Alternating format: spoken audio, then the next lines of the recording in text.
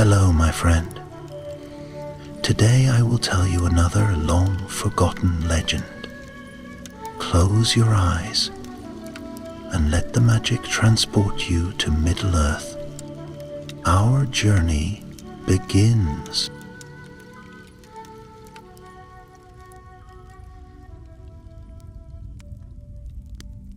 The stars of Middle-earth shimmered cold and distant, their silver light falling upon the blackened ruins of Angband.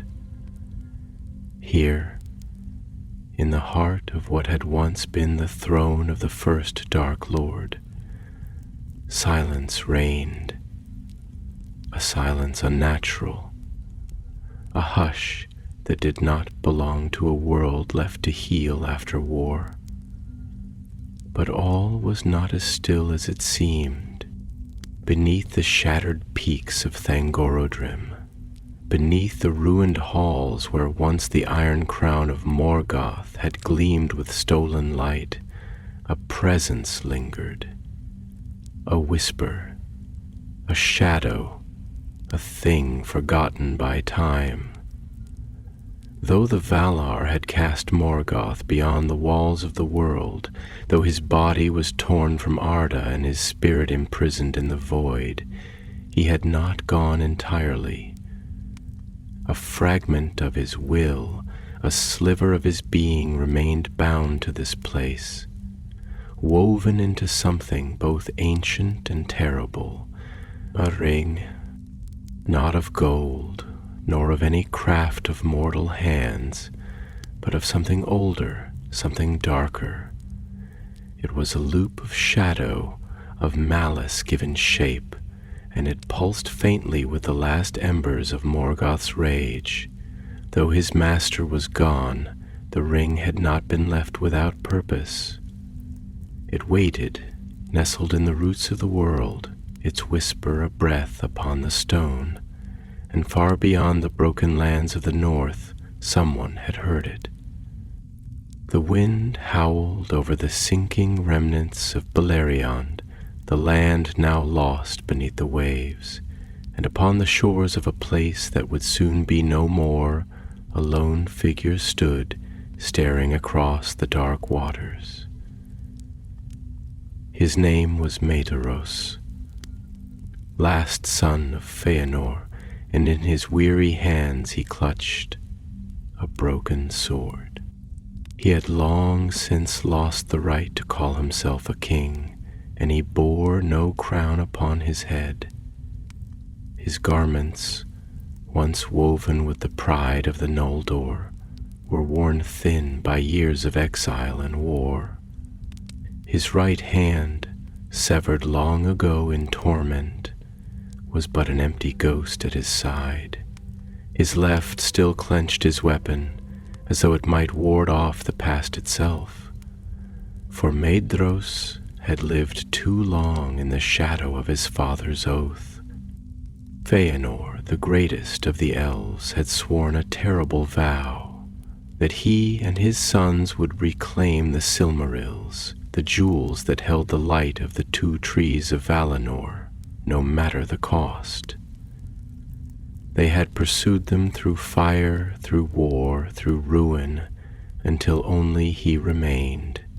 His brothers were dead, their names lost to the lament of ages, and yet the oath still burned in his blood, binding him tighter than any chain. Orin, beyond his grasp, it had been wrested from Morgoth's iron crown in the final days of the war, yet it had not come into his hands. It had passed beyond his reach, beyond the reach of all who would claim it. For Eärendil, the mariner, had borne it into the heavens, sailing beyond the confines of the world. The jewel now hung among the stars, a light no elf or man could hope to touch. And yet, Maedhros had heard a whisper of something left behind, something that belonged to Morgoth, something that might yet lead him to the last Silmaril, The thought was poison, and he knew it. He knew it as surely as he knew the doom that had followed his house, the curse that had swallowed his kin one by one. He knew it as he had known his own reflection in the still waters of the pools of Himring, before they too were swallowed by ruin. And yet he could not turn away.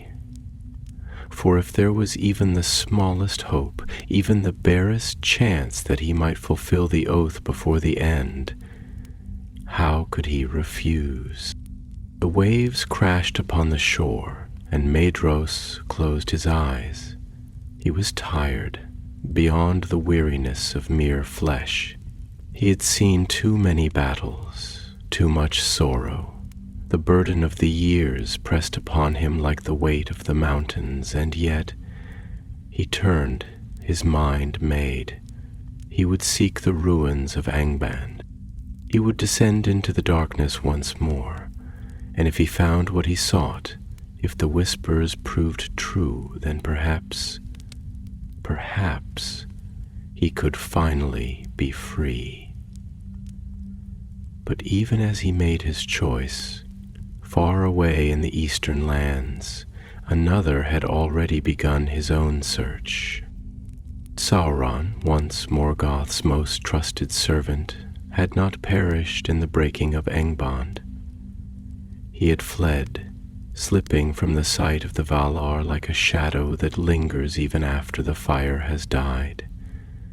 He had cast aside his monstrous form, taken upon himself a new guise, one fair and pleasing to the eyes of those who might serve him in days to come. He was no longer the lord of werewolves, no longer the master of the pits of torment.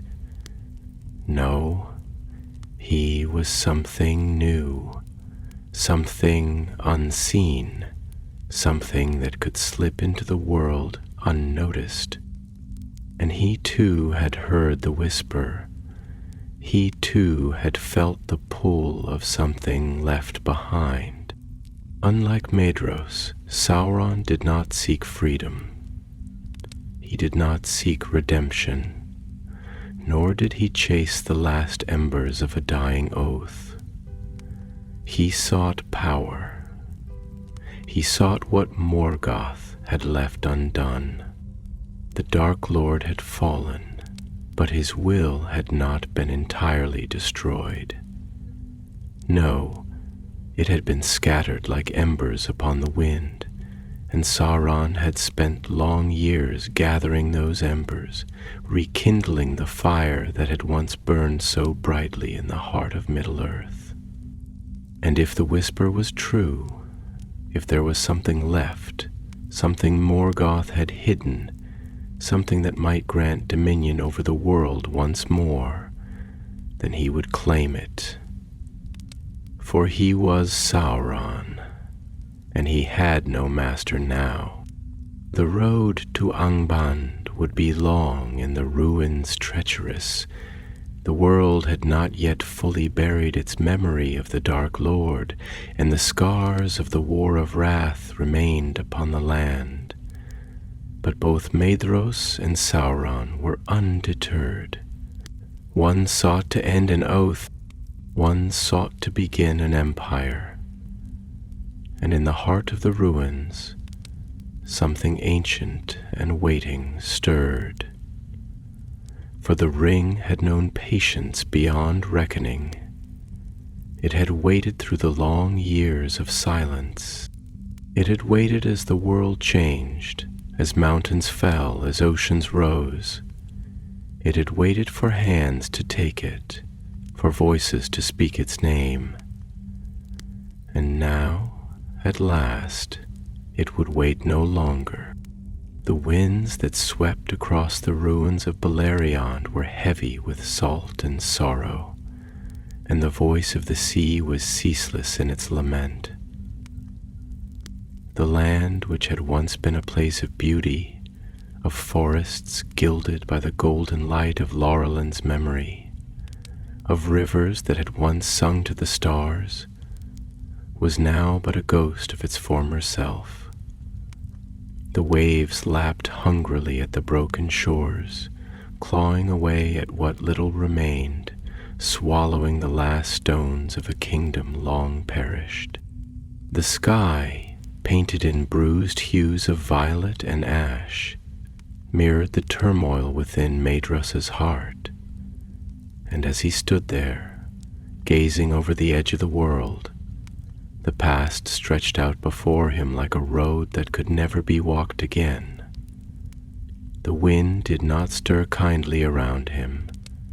It did not whisper with the voices of old friends, nor did it carry the scent of home. No, it howled with the echoes of war, with the cries of his brothers who had fallen one by one, swallowed by the fire of their father's oath. Maedhros ran his lone hand through his wind-tangled hair, feeling the strands against his calloused fingertips, and he exhaled heavily, as though trying to release the weight that had pressed against his chest for too long. But the weight would not lift. It had bound itself to him, to the very core of his fia, just as surely as the oath had bound his spirit to ruin. He had thought, for a time, that he might outrun it. He had thought that perhaps in the years of battle and bloodshed, he had buried it deep enough that it would never surface again. But he had been a fool. The oath did not forget. The past did not rest. The whispers return, he murmured to himself, his voice barely more than a breath carried away by the sea breeze. And what if they were true? What if something had been left behind, something beyond the reach of the Valar, something that had escaped even the final judgment of the powers? What if there was still one last key, one final path that had not yet been walked? If it led him to the Silmaril, if it allowed him to fulfill the oath, what then? Would he be free? Would the torment that gnawed at his soul, that wove itself into the very marrow of his being, finally release its hold? He let out a bitter laugh, shaking his head. "Freedom," he whispered. "Would it not be a cruel jest if after all this time, after all that has been lost, freedom were but an illusion?" The oath had been his father's doing, a chain that Feanor had wrapped around the necks of his sons with words as bright and terrible as the forge fire in which he had wrought the Silmarils. But Feanor was gone, and his sons were gone, and the world had moved forward, leaving Maedhros to bear alone the weight of a vow that had outlived its purpose. And yet the thought would not leave him. Slowly he turned from the sea, his gaze shifting eastward, where the ruined lands of the north lay in waiting.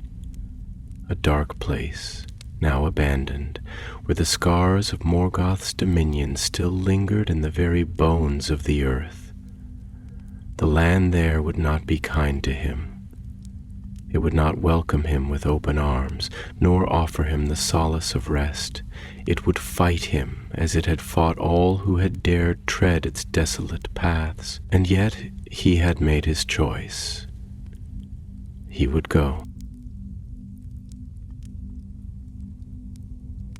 The road stretched before him, uncertain, unkind, but there was no turning back now. Not when the whispers had begun again, not when the ghosts of his brothers seemed to stand beside him, their voices pressing against the walls of his mind, urging him forward, though whether they wished for his salvation or his damnation he could not tell. Far to the east, beneath a sky that had not yet seen the first stars of the evening, another figure stood in silence, listening to whispers of his own.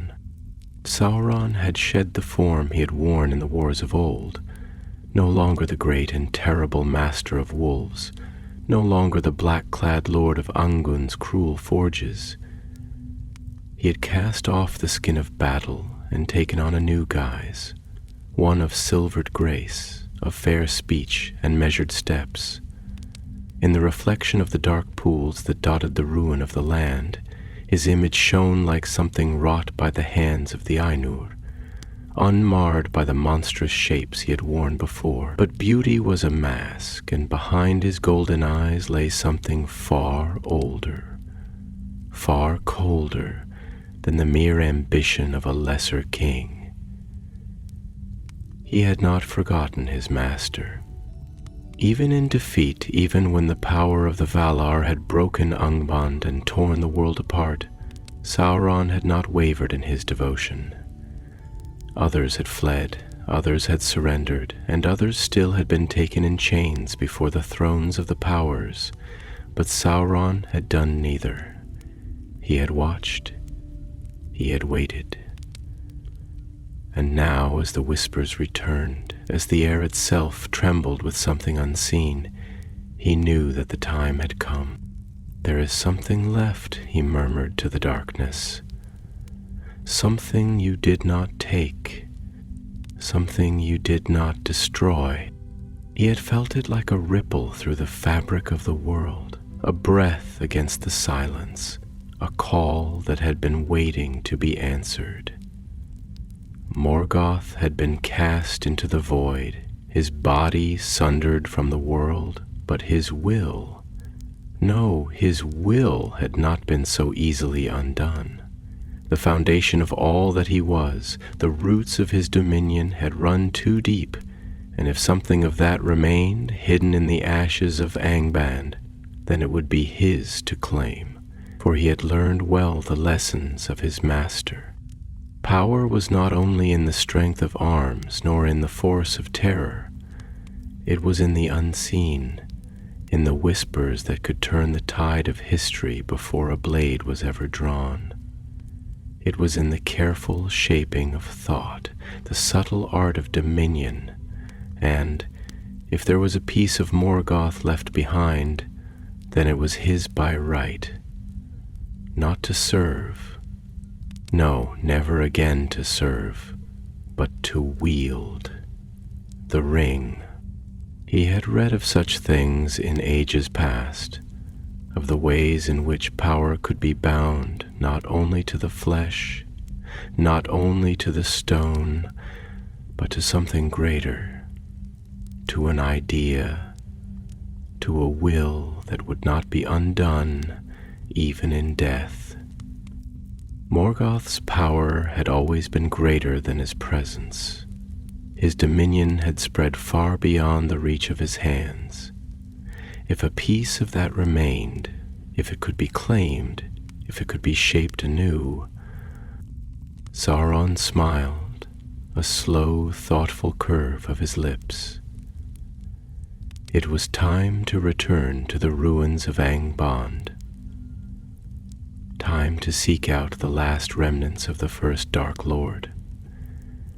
Time to take for himself the power that had been left behind. And so, across the wide expanse of Middle-earth, two paths began to converge, one driven by the ghost of an oath, the other by the shadow of ambition. And in the heart of a land where no light had ever truly pierced, something waited, something that had never stopped waiting. The land of the north was a graveyard of memory, where the echoes of war lingered not in sound, but in the very marrow of the earth. The remnants of Angband, the fortress of Morgoth, lay buried beneath the ruin of ages, its bones sunken into the earth like the ribs of some great beast whose breath had long since fled. The air was thick here, not merely with dust and ash, but with something weightier, something unseen, the weight of history, of suffering that had been woven into the stones themselves. The wind that passed over these desolate lands did not whisper with the voices of birds, nor carry the scent of life, but only the dry bitterness of a place where darkness had ruled for too long, where the very fabric of the world had been burned and scarred beyond healing. Maedhros had known such places before. He had walked them in the ruin of Himring, in the broken lands where the fires of war had scorched away the beauty of Arda's youth. But here, where once the Dark Lord had held dominion, where the breath of the First Age still clung stubbornly to the silence, it was different. It was not merely a battlefield. It was a wound that had never closed, a gash in the flesh of Middle-earth that no time nor power could ever truly mend. The silence pressed upon him as he walked, his lone hand gripping the hilt of his sword not from fear, but from habit, from the understanding that in places such as these, one must always be ready. His thoughts moved slower than his steps, heavy with the weight of what had come before, with the specters that walked beside him, unseen. For how could he take a step in this world and not feel the presence of his brothers, of the oath that bound them still, though their bodies had long since turned to dust? It was not only ghosts he carried, but regrets, and the unrelenting knowledge that every choice, every road he had taken had led him here, alone beneath a sky that had forgotten the warmth of light. He exhaled slowly, his breath visible in the cold that clung to the stones like a veil of death. The mountains loomed ahead, jagged as the teeth of a beast, and beyond them lay the ruins of Angband, buried beneath the weight of its own collapse. It had been thought by many that nothing remained, that the breaking of the world had swallowed it entirely. But Maedhros knew better. He had spent too long listening to the whispers of things others did not hear, to the echoes of a past that did not rest as it should. And if there was something left, if there was even the faintest trace of Morgoth's power still lingering in the bones of that place, then he would find it. And yet a question gnawed at him, an uncertainty that had no name, no shape. If he found it, if the whispers proved true, what then? Would it be salvation or simply another chain? He had sought for so long to free himself from the oath, to see its end written not in more blood, but in something final, something that would close the wound forever. And yet he had learned long ago that such endings did not exist. The land answered him only with its silence. Far away, beneath a different sky, Sauron stood in the shadows of the mountains, his golden eyes watching the land before him as though he could see through the rock itself, as though his vision was not bound to the world of flesh and stone, but something deeper, something woven into the fabric of Arda itself. He did not move with haste, for haste was the tool of those who feared time, and he did not. Time had been his ally, his weapon, his servant. He had waited through the ruin of ages, through the fall of empires, through the shifting of the world itself, and he would wait again if need be. But he knew in the deepest part of himself that there would be no need for waiting now. Something was calling. The wind whispered, though it spoke no words, and Sauron listened with the patience of one who knew how to hear what others could not. It was a call not of voice, not of language, but of will, of something ancient stirring in the depths, something that had been bound to the darkness long before his own rise, long before even the fall of Morgoth, and he had learned long ago that power did not die. It only slept, waiting for the right hand to claim it. He smiled then, though there was no mirth in it, only the sharp edge of knowledge, of certainty. You thought yourself rid of him, he murmured to the empty air, his voice low, almost amused.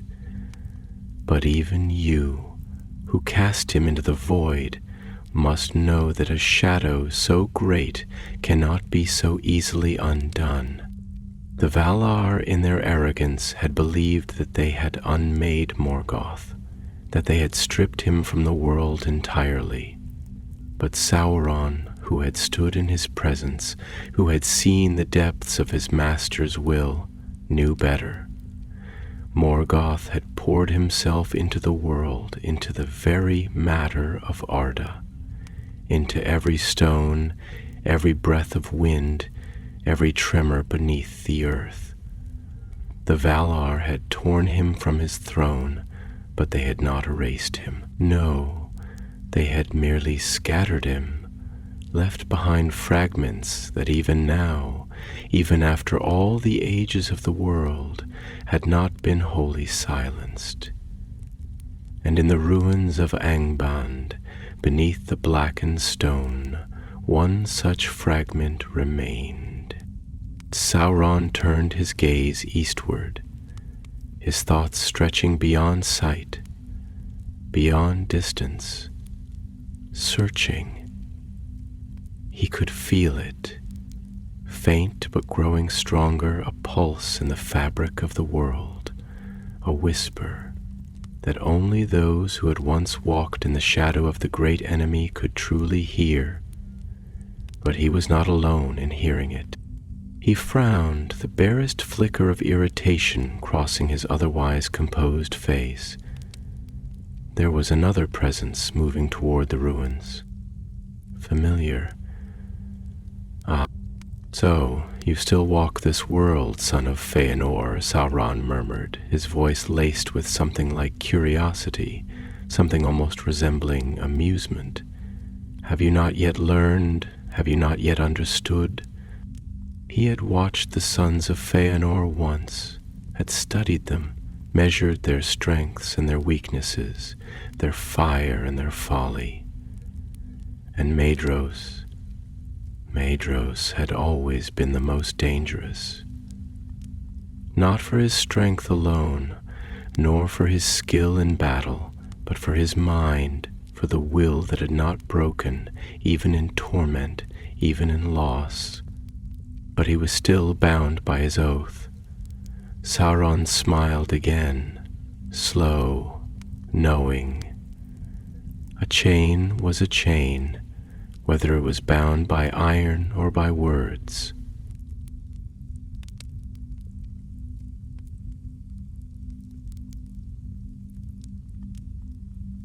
And Morgoth had always known how to forge chains. The wind shifted, carrying with it the scent of the coming storm, and Sauron closed his eyes, inhaling deeply. There was power in storms, in the chaos of their making, in the way they reshaped the land, in the way they came as an inevitability that no hand, no kingdom, no force of men or elves or Valar could stop. And this was a storm long in the making. Soon the past and the present would meet, and the world would tremble again. The northern lands lay under a sky without warmth, where the wind moved in restless circles, twisting the air into whispers that spoke only to the stones, to the ruins, to the places where no living voice had echoed in long ages.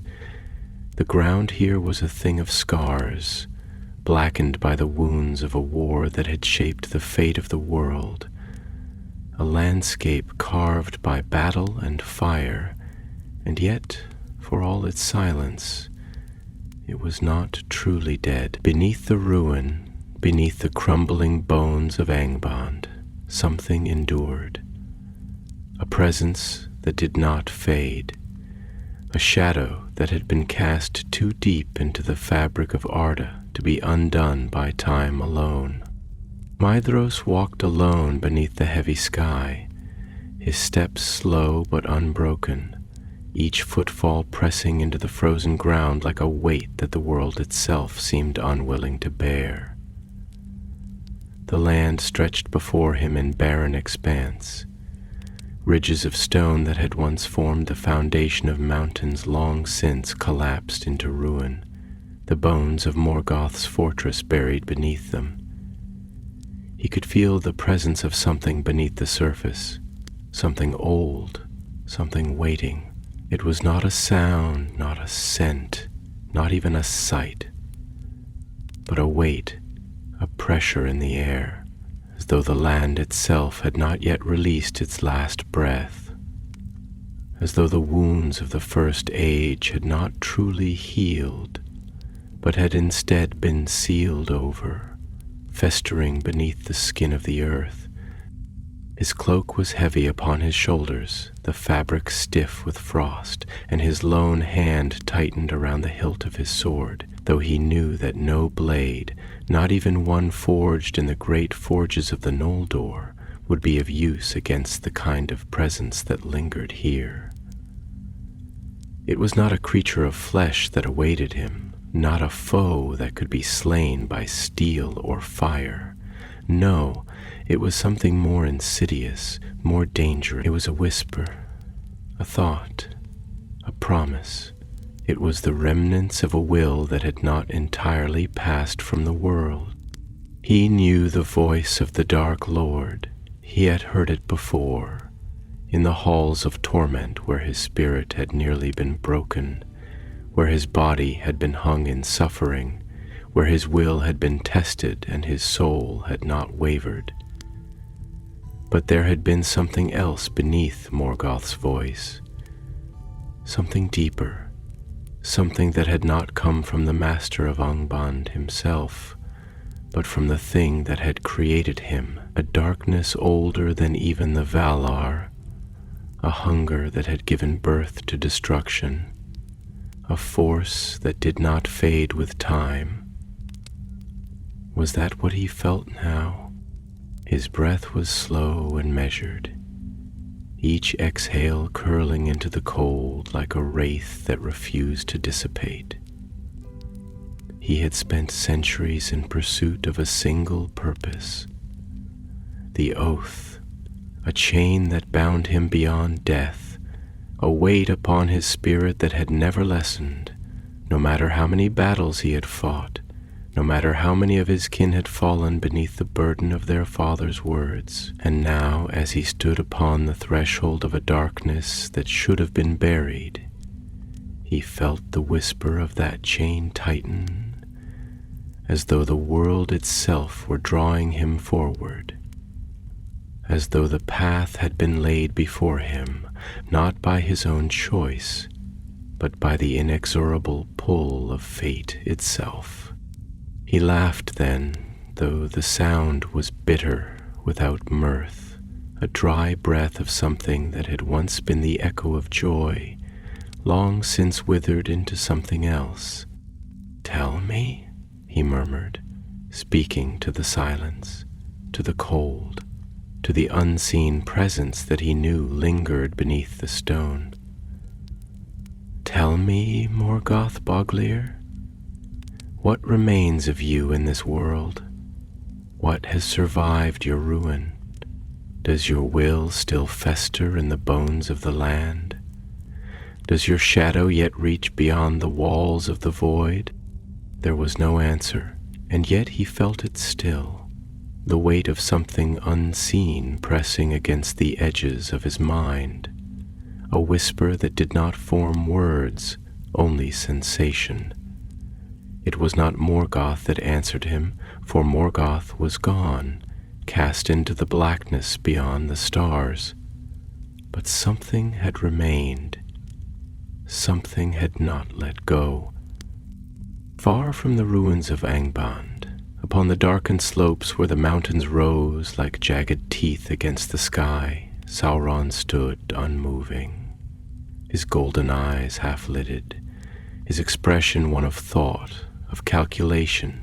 He did not breathe as mortals did, his form no longer bound to the constraints of flesh as it once had been.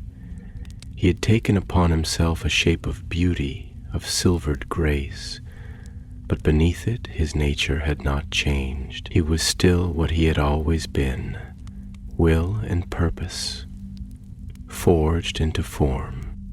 The wind whispered against him, though it did not touch him, as though the air itself recoiled from his presence.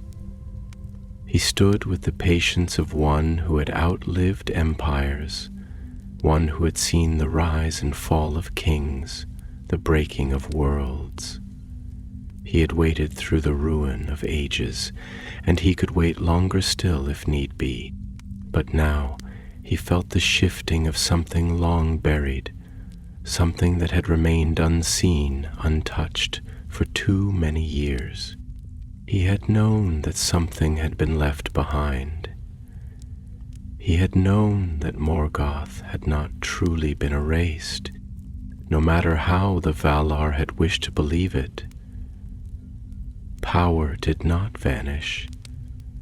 It did not cease to exist simply because hands had sought to banish it. It lingered. It reshaped itself. It awaited. And now it called. His lips curved into a smile, though there was no joy in it, only the sharp edge of knowing.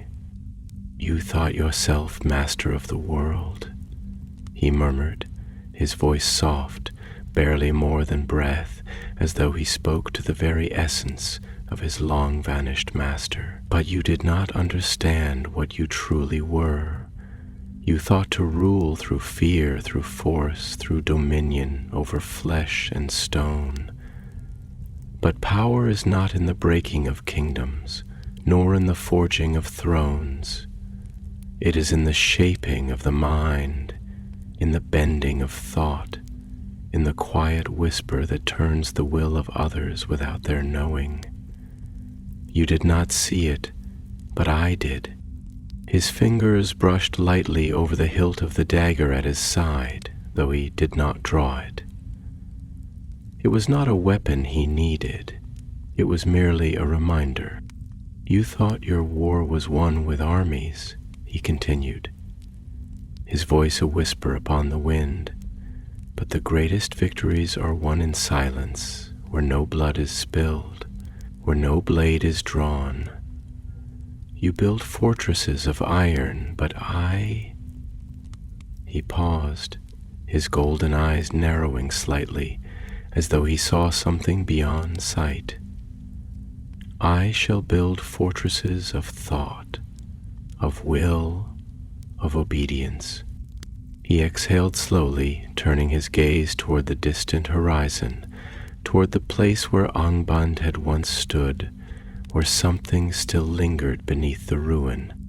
"And now I shall claim what you left behind." The air shivered around him. The world had begun to tremble. And somewhere beneath the bones of the past, something stirred. The sky above the ruins of Angband was a vast and empty expanse, colorless in the pale breath of dusk, where neither sun nor stars could find their way through the heavy, brooding clouds that stretched like an iron shroud across the heavens. There was no warmth here, no kindness in the wind that swept across the broken plains, only the cold whisper of a world that had long since turned its face away from this place, unwilling to bear witness to the memory of what had once festered in its depths. The land, cracked and scarred from ages of torment, had not yet healed, nor had it forgotten. The ground itself seemed to tremble beneath Maedoros's feet, as though it remembered the weight of armies marching across its surface, as though it still bore the echoes of distant screams trapped beneath layers of time. He moved slowly, his lone hand clenched at his side, his breath steady but heavy, a weary rhythm that had long since become a part of him, a remnant of all the years he had spent carrying a burden that could not be put down.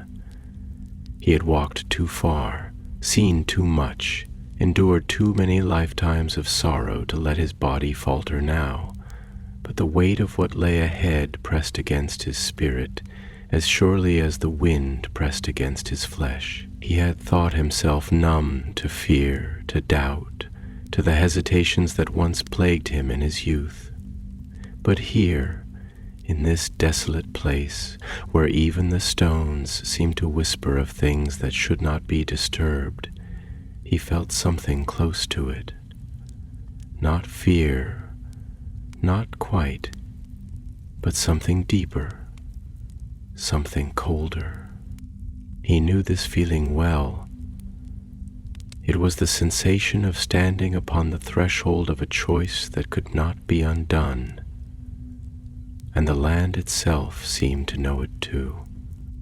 The mountains rose before him like the broken ribs of a dying beast, their peaks jagged and sharp against the darkening sky, their foundations buried deep in the bones of the world, where the remnants of Morgoth's great fortress still lay, forgotten by most, but never truly gone. The entrance had long since collapsed, swallowed by the ruin of the War of Wrath, and yet Maedhros could feel something beneath the surface, something vast and unseen pressing against the fabric of the world like a presence that had never truly left. He had followed the whispers here, had let them guide his steps across a land where no living thing dared linger. But now, standing before the ruins of Angband, he could not ignore the weight of what it meant. He was not the only one who had come.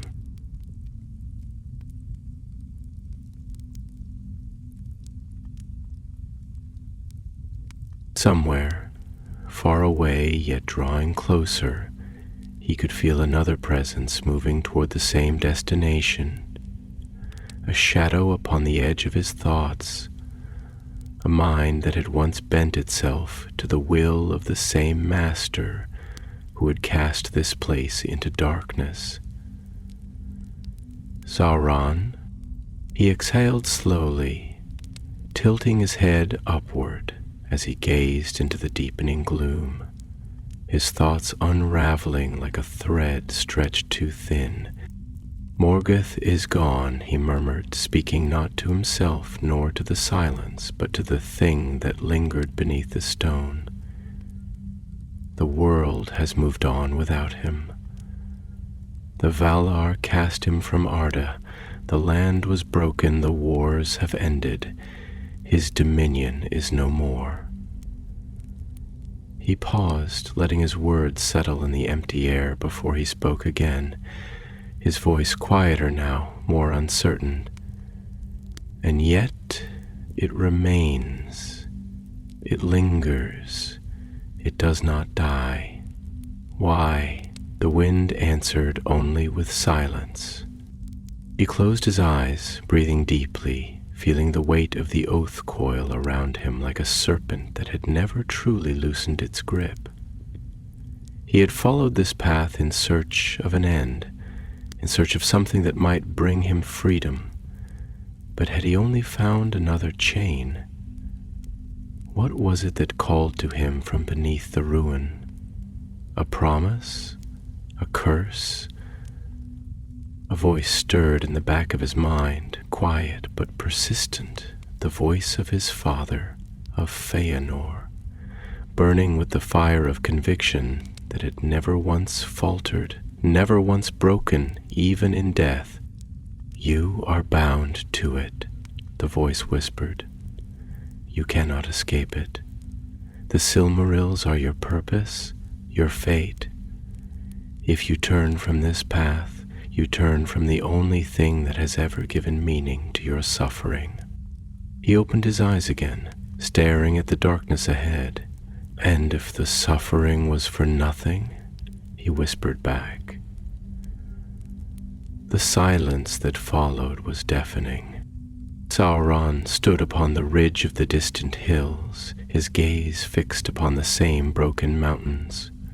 His golden eyes narrowed with the sharp precision of one who saw not only the world as it was, but as it had been, and as it could be. He did not move quickly, nor did he let the cold touch him, for such things no longer mattered to him, not as they once had.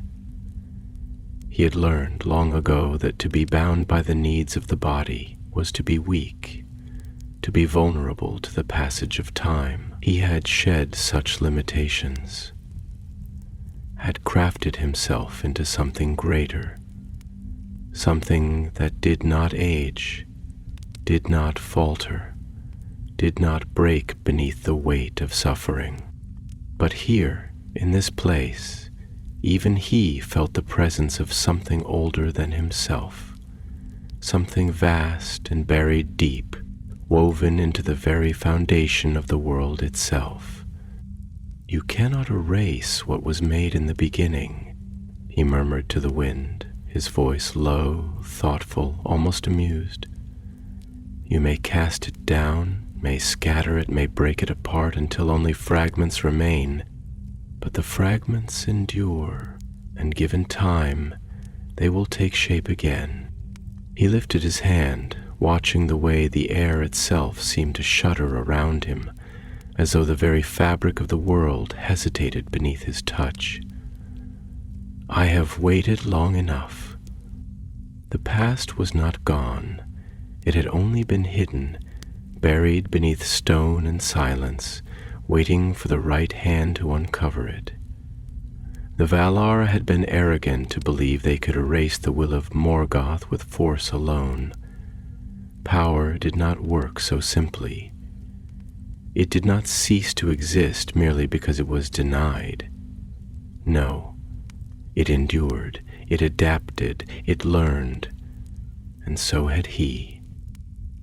He closed his fingers into a fist, and somewhere, deep beneath the ruins, something stirred.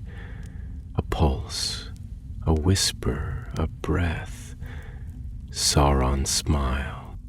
"It is time." And with that he began his descent toward the ruins of Angband. The past was no longer content to sleep, and neither was he.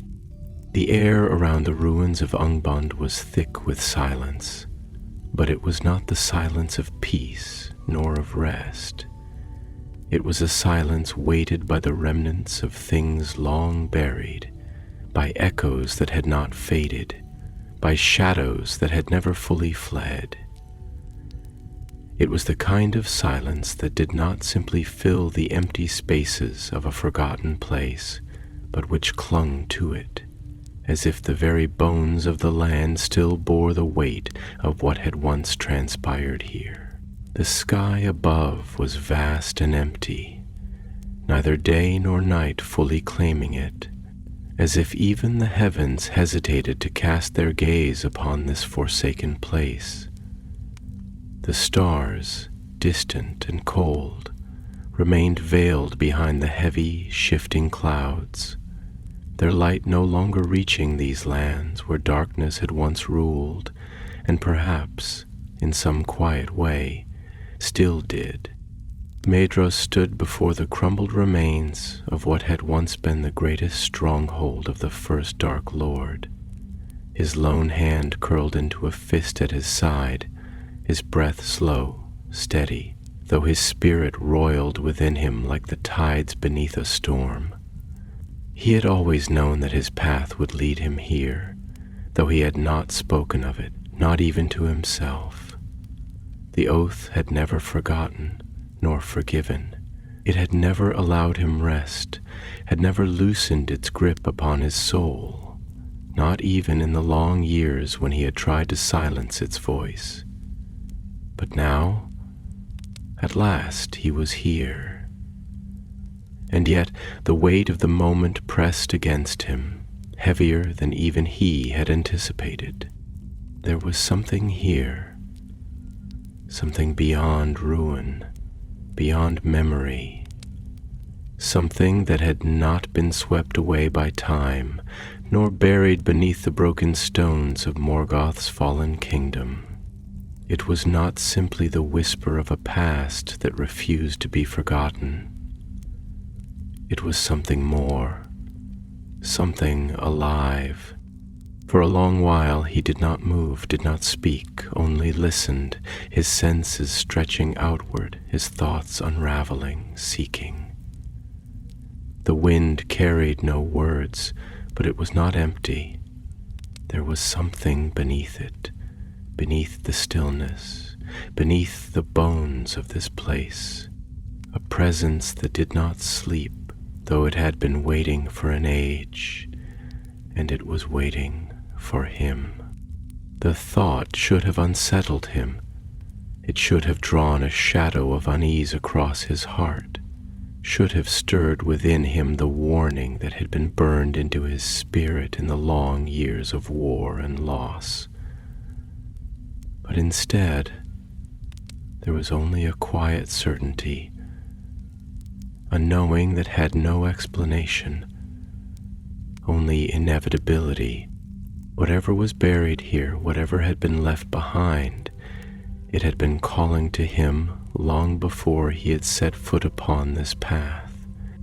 He exhaled slowly, his breath visible in the cold, curling like smoke against the air, and finally he spoke. Not to himself, nor to the wind, nor even to the ghosts that had followed him through the long years of his journey, but to the thing that waited beneath. "I have come," he said, his voice low, steady, though it carried within it the weight of something deeper, something unspoken. "And I think you have been waiting." There was no reply, not in words, but the air itself seemed to shift, as though something unseen had stirred, as though the very land had heard him and answered in its own way. Maedhros did not flinch. He did not turn away. He had stood before worse things than this. He had faced the darkness before, had walked through fire, through torment, through ruin. He had stood upon the brink of despair and had not fallen. But still something within him whispered, and the whisper was not the voice of the oath. It was something else, something older. He did not yet know whether it was warning him or welcoming him. Far across the broken land, where the mountains cast long shadows against the empty sky, another figure walked in silence, though his thoughts were anything but still. Sauron did not hurry, for there was no need. He had learned long ago that true power did not move with haste, nor did it reveal itself in reckless strides. It was patient, waiting in silence, shaping the world around it before ever lifting a hand. And so he walked as though he had all the time in the world.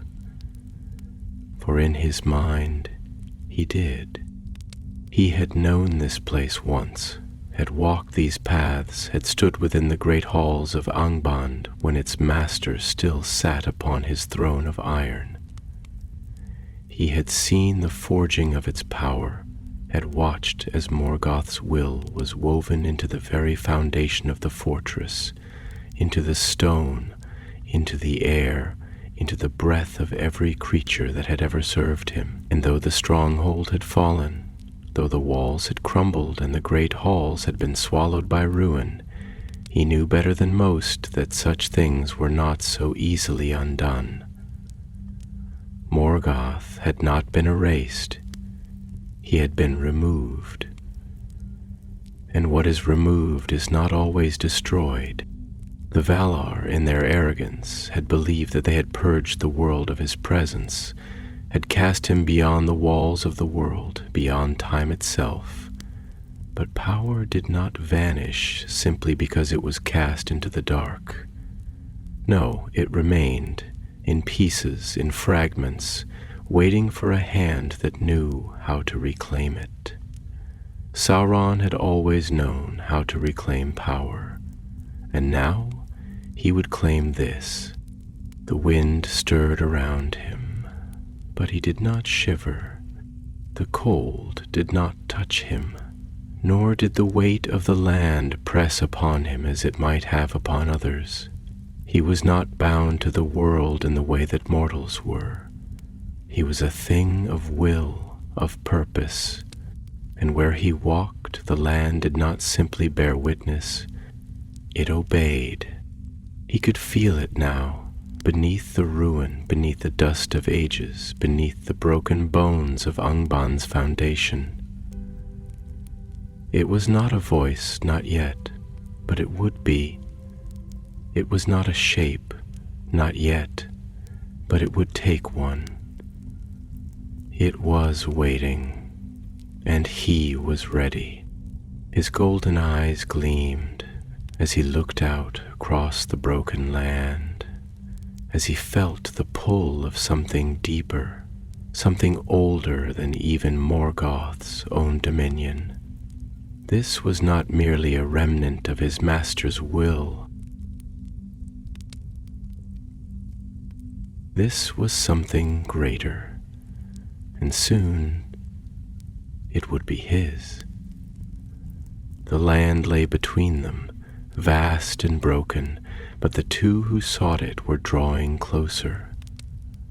Step by step, drawn by forces they did not yet fully name, Maedhros, bound by an oath that had never released him, seeking an end he did not yet understand, Sauron, bound by nothing but his own will, seeking a beginning that only he could shape. And beneath them, beneath the ruins of Angband, beneath the bones of the fallen, beneath the weight of an age-long past, something waited, something that had never truly been lost, something that had never stopped whispering. The Morgoth's ring, and it was ready to be found. The ruins of Angband stretched before Maedhros like the mouth of a beast long since slain, its fangs of broken stone still sharp against the ashen sky, its breath long extinguished, but its presence lingering, as though the darkness that had once dwelt here had seeped into the marrow of the world itself. The air was thick, not with mist, nor with dust, but with something more intangible, something woven into the fabric of this place, a memory that refused to fade, a shadow of malice that no power had been strong enough to erase.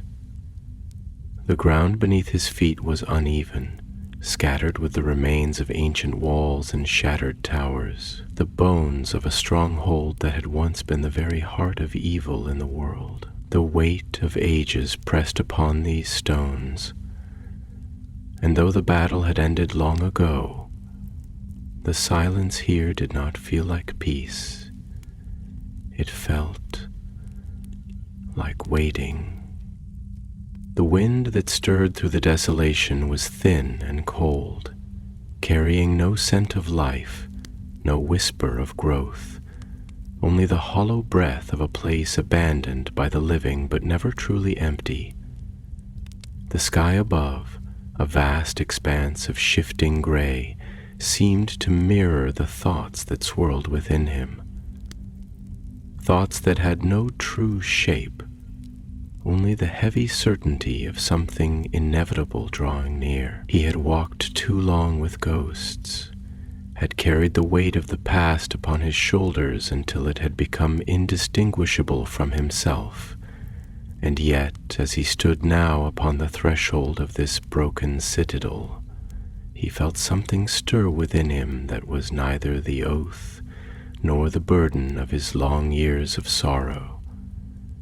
It was something quieter, something colder, doubt. He had not allowed himself to name it before, for doubt was a luxury he had cast aside long ago. The oath had demanded certainty, had demanded action, had demanded the sacrifice of all things. brotherhood, honor, peace, love, until there was nothing left in him but the will to see it fulfilled. But now, with the ruins of Morgoth's kingdom spread before him, with the air thick with something unseen, something that whispered but did not yet speak, he could not ignore the quiet voice that whispered within him, the voice that asked the question he had refused to hear for centuries. What if it was never meant to end? What if there was no escape, no final moment of resolution, no victory, no absolution? What if the oath had been a circle from the very beginning, a noose that tightened not with action but with time, until the last son of Feanor stood upon the threshold of the past and realized that he had never truly left it? He exhaled slowly, the breath visible in the cold air, and after a long moment he spoke. Not to himself, nor to the land, nor even to the oath that still bound him, but to the thing that waited beneath the ruin. "Tell me," he said, his voice low, steady, but touched with something that had not been there before, something that was not anger, nor determination, nor even fear, but the quiet weight of understanding. "What is left of you?" And though there was no voice that answered, no sound that broke the silence, he knew that something had heard him. Sauron moved through the broken landscape with the ease of one who had long since ceased to feel the weight of the world beneath his feet. His steps measured, unhurried, each movement deliberate, as though he did not walk upon the land so much as pass through it. Untouched, unmarked, the ruins of Angband lay ahead, and though time had buried its halls, though the Valar had sought to cleanse its name from the history of the world, he could still feel it beneath the surface, could sense the remnants of what had been, woven into the foundations of this place, could hear even now the echoes of his master's will that had never truly died. He had known from the beginning that Morgoth could not be destroyed, not truly, not in the way that the Valar had imagined, in their arrogance, in their belief that power could be cast down and forgotten, that darkness could be burned away until nothing remained. But darkness did not burn. It smoldered, it lingered, it adapted. And though Morgoth had been banished, though his form had been torn from the world and cast into the void, Sauron knew that the will of his master had not been undone. It had only been waiting. He smiled slightly, the expression unreadable, his golden eyes half-lidded as he turned his gaze toward the broken towers ahead, where Maedhros had already begun his descent into the ruins. He could feel the son of Feanor now, as one might sense a distant storm upon the horizon, not in sight nor in sound, but in the shift of the air and the trembling of the unseen forces that had begun to stir. Maedhros, for all the ages that had passed, for all the kings that had risen and fallen, for all the names that had faded into dust, Sauron still remembered him. He remembered the fire of his eyes in battle, the fury that had burned in him even after his body had been broken, even after his torment in Morgoth's halls, even after the ruin of his brothers, of his house, of all that he had once called his own. And more than that, he remembered the oath. It was not simply a vow of words. It was a chain, a binding that had been forged not in the halls of the Noldor, not by the lips of Feanor alone, but in something deeper, something older, something that had been waiting long before the first stone of Angband had been laid. The Silmarils had been the cause, but they had never been the true prize. No, it had always been the will that bound them. And now, at last, it had drawn its final bearer back to the place where it had first been forged. Sauron exhaled slowly, feeling the weight of the air shift around him, as though the very fabric of the world had begun to lean toward him, as though the remnants of power that had long slept beneath the earth were stirring, stretching, reaching toward the hands that knew how to shape them. "You have walked so far," he murmured, though his voice was quiet, almost contemplative. "But did you ever truly leave?" There was no answer, not yet, but he did not need one. He already knew. For all the long ages of suffering, for all the fire and blood and loss, for all the battles fought and oaths spoken and kings crowned, nothing had truly changed. The oath remained. The will remained. The hand that had once shaped the world in shadow had been cast down, but it had not been unmade, and soon it would have a new master.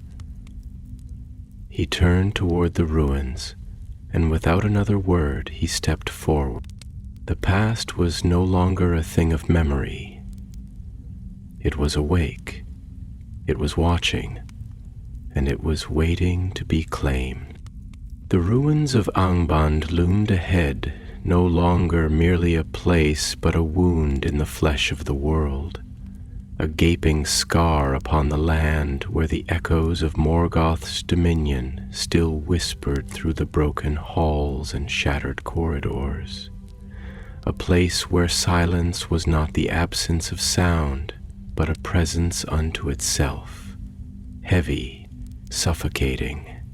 The air was thick with dust, the remnants of an age long past, a fine gray mist that clung to the bones of fallen towers and spilled from the fissures of the earth where fire had once run like rivers of molten wrath. The very stones beneath Maedhros's feet seemed to shift as he moved, brittle under the weight of ages, whispering secrets in a voice too faint to be heard, but not so faint as to be ignored. He walked slowly, his breath steady, though within him something stirred, something restless and uneasy, as though his body had realized a truth that his mind had not yet named, as though the land itself recoiled from his presence, or worse, as though it had been waiting for him. The wind, if it could still be called wind, was stale, stagnant, carrying no scent of life, no trace of the world beyond these ruins, only the dry, hollow taste of stone and ash, and something less tangible, something that did not belong to the realm of the living. It was not the air of a dead place, nor of a place forgotten, but of a place that had never truly let go of what had once dwelt here.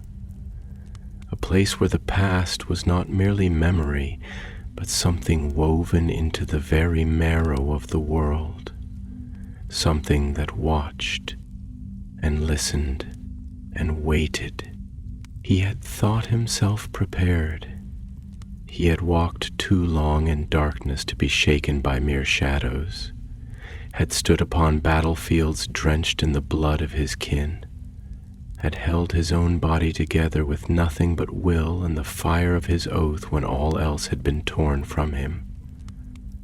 He had known suffering beyond what any mortal could endure, had borne the weight of loss heavier than the mountains themselves, and yet, as he stood now upon the threshold of what had once been Morgoth's throne, he felt it. The quiet whisper of something deeper, something colder than fear, something that did not threaten, but simply was. He knew that he was not alone. And he knew, with a certainty that settled into his bones, that he had never truly been alone. The oath had followed him here, of course, for it had never left him, never released its grip, never allowed him to be anything but what it demanded. But it was not the oath that weighed upon him now. No, it was something else, something older, something that had been here long before he had been born, long before the first light of the trees had ever touched the world, something that had been waiting in the dark while he had spent a lifetime trying to outrun the past. And then, finally, he heard it. A whisper, not a sound, but a presence, something brushing against the edges of his mind like a cold breath against the skin, something that did not speak in words, but in understanding, in recognition, in the weight of inevitability pressing down upon his shoulders like the chains he had once worn in Morgoth's halls. You have come. The voice, if it could be called a voice, was not a thing of sound, but of will, of presence, an echo from a place beyond speech, beyond the world of flesh and time. It did not ask, it did not wonder, it simply knew. Maedhros did not flinch, did not step back, did not reach for his sword, for he knew in that moment that such things were meaningless here. This was not a foe that could be slain, nor a shadow that could be cast aside by the light of a blade. This was something deeper, something vast, something that had not merely lingered, but had endured, waiting beneath the weight of stone and silence, untouched by time, untouched by the ruin of empires, untouched even by the breaking of its mat. You knew I would. His voice was steady, but there was something in it, something quieter than defiance, something that was not yet surrender, but which understood that surrender had never truly been a choice. A silence stretched between them, though it was not true silence, for the weight of the presence that filled the air was deafening in its own way. You were bound before you ever spoke the words, the presence murmured, its whisper curling through his thoughts like smoke through empty halls. Before your father laid his hand upon the Silmarils, before his forge burned with the fire of his pride, before you ever held a blade or spoke a vow, you were already mine. Maedhros inhaled sharply, though he did not speak, did not deny, for there was no denial to be made. He had known on some level that this was always the truth, had known that the oath had been more than words, that it had been a chain forged not merely in fire, but in something deeper, in something that had existed long before his father had ever set foot upon the shores of Valinor. I do not belong to you, he said finally, though even as he spoke the words, he knew they were not wholly true. The presence stirred, and he felt something shift beneath the earth, felt the weight of unseen things pressing against the edges of his thoughts, like hands reaching through the fabric of the world, fingers brushing against his soul, testing, waiting. Then why are you here? The question was not a challenge, nor an accusation. It was simply truth. He closed his eyes for a moment, feeling the weight of the centuries press down upon him, feeling the ghosts of his brothers at his back, feeling the fire of his father's oath coiling around him like a serpent that had never loosened its grip. He had followed this path seeking an end, seeking resolution, seeking something that might finally break the chain that had bound him for so long. But what if the oath was not a chain to be broken? What if it was simply truth? "You wish to be free," the presence whispered, softer now, almost gentle.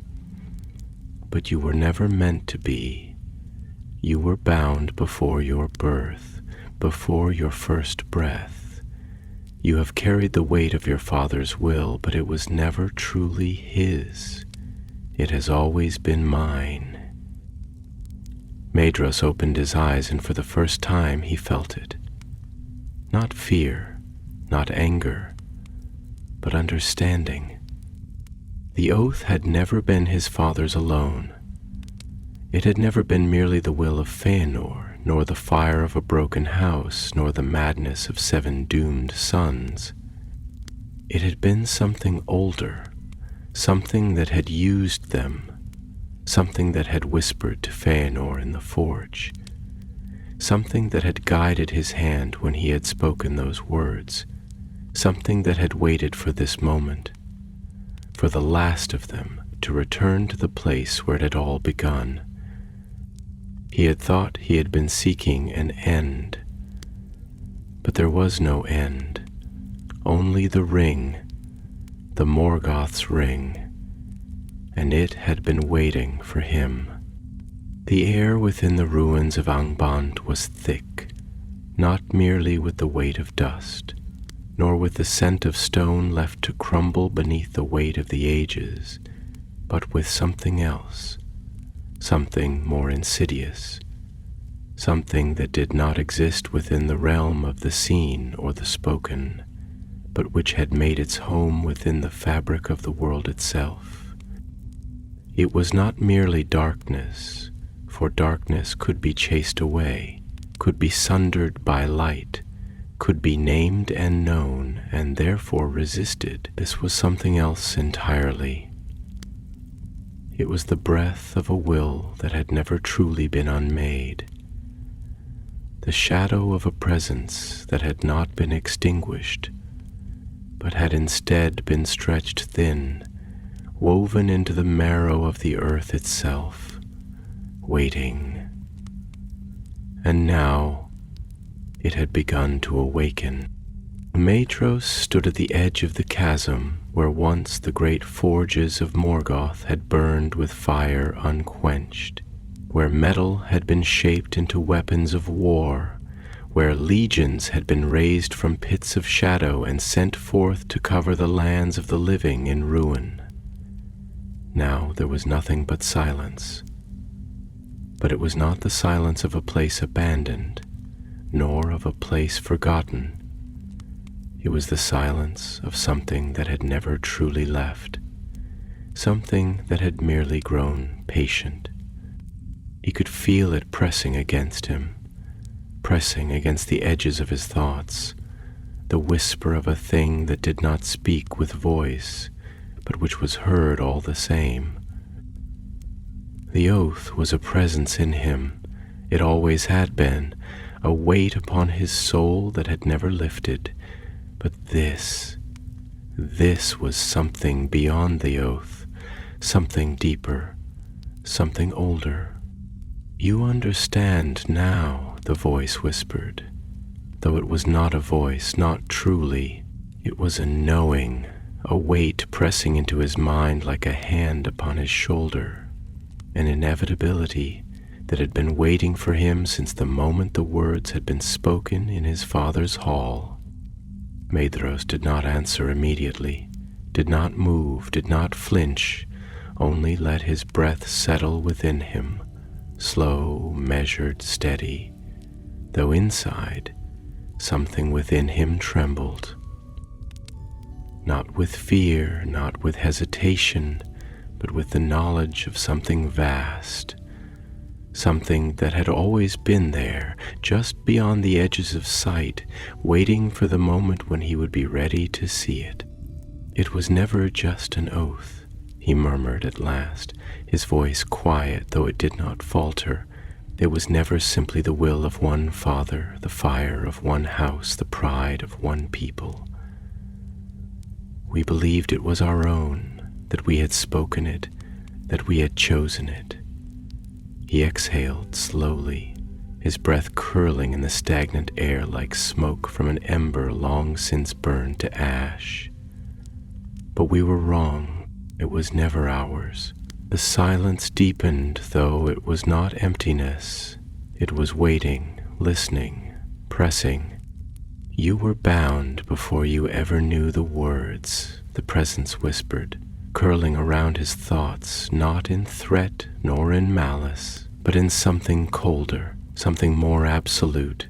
Before your father was ever born, before the Silmarils were ever forged, before the light of the trees was ever taken, you were already part of something greater than yourself. You were always meant to return here. You were always meant to understand. Marthros closed his eyes for a long moment, feeling the weight of the past settle over him. Not merely his own past, but the past of all things, the past of the world itself. A history that had not begun with Feanor's oath, nor with Morgoth's theft, nor even with the shaping of the Silmarils in the first place, but with something far older, something that had existed before Arda had taken shape, before the music of the Ainur had ever been sung. You call it a chain, the presence murmured, softer now, not unkind, not cruel, simply knowing. But what is a chain if not a path? What is fate if not order?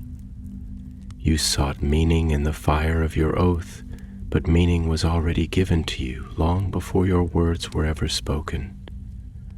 What you called a curse was simply a purpose you did not yet understand. Medros opened his eyes, the dim glow of his surroundings reflecting in his gaze, though there was no fear in them, no anger, no rejection, only understanding, heavy and unshaken.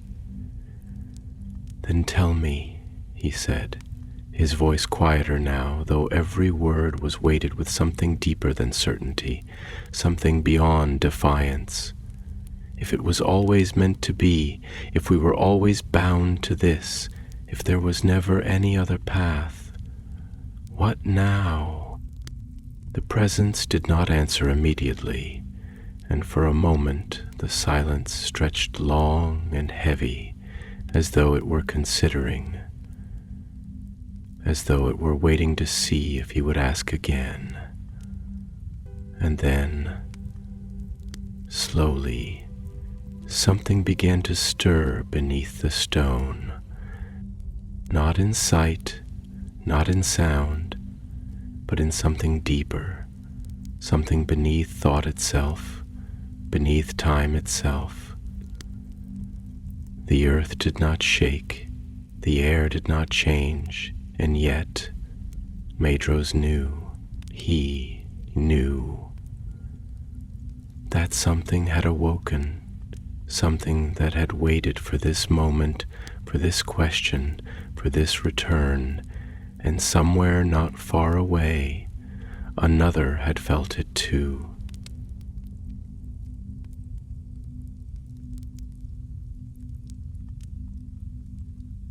Sauron stood at the edge of the ruins, his golden eyes half-lidded, his gaze turned not toward the broken walls, nor the shattered spires of what had once been the mightiest fortress of the First Age, but toward something deeper, something beneath. He could feel it moving now, stretching, stirring, shifting like a shadow that had been cast too long in stillness. He had known, from the moment he had first heard the whisper, that something remained here. He had known that Morgoth had left behind more than ruin, more than memory, more than the scars of war upon the land. He had known that true power was not in fortresses, nor in armies, nor even in thrones, but in the will that shaped them. And now, at last, he had found it. He smiled, though the expression was slow, measured, not of triumph, but of recognition. "You always were blind," he murmured, though he spoke not to himself, nor to the wind, nor even to the silent land beneath his feet, but to the memory of his master, to the thing that had once called itself a god, but which had never truly understood the depths of its own dominion.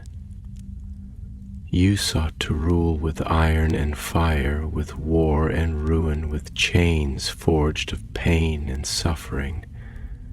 But true dominion is not taken, it is accepted. True power is not held in a clenched fist, it is given willingly." He exhaled slowly, the air still and waiting around him. "And he will give it," Sauron murmured, his gaze turning toward the place where Maedhros stood, unseen but not unfelt, two souls drawn toward the same inevitable conclusion, though neither had yet spoken its name. "He already has." For there was no escape from what had already been written. There was no turning from what had already been shaped. There was no end, only the ring, and now at last it would be whole again.